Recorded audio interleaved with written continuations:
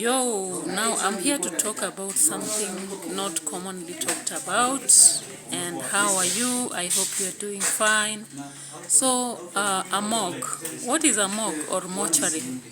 Yeah, mortuaries are places used to store human corpses awaiting identification, removal for autopsy, respectful burial, cremation, or other methods of disposal.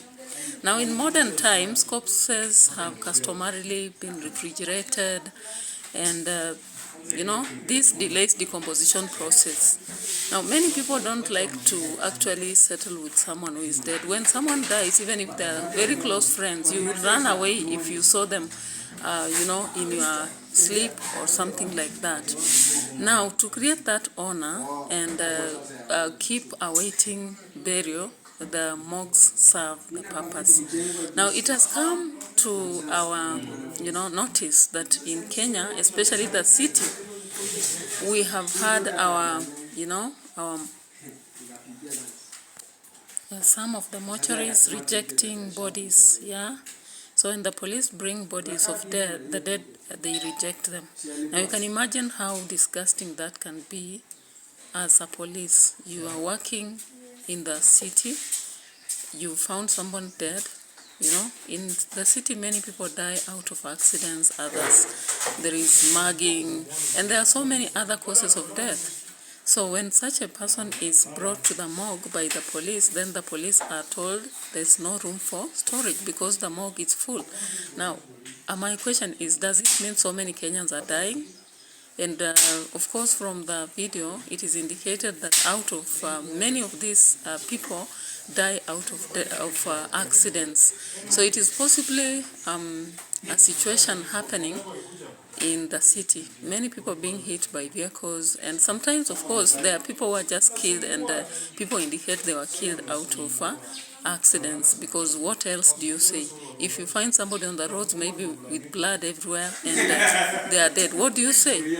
So, now we wonder what the state of affairs will be, but and we can actually urge the government to work on such an affair. So I want you to watch this video before we proceed.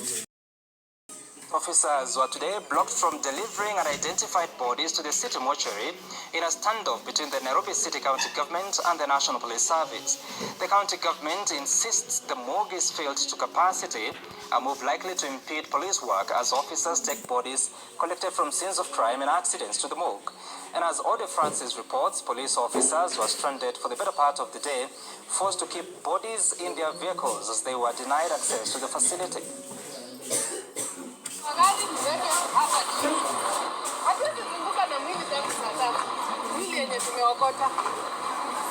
Where do we get the next of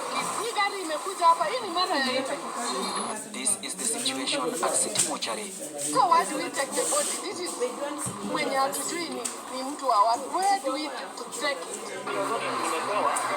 Citizen TV followed these police officers who arrived at this mortuary in the morning and turned away.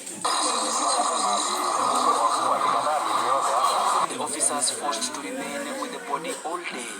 When it dawned on the officers that they had nowhere to take the body, they opted to come back to City Mortuary at night. The junior officers had no power and their bosses were forced to get to the facility. They too were denied access. For solution, yeah, I've been told to call you.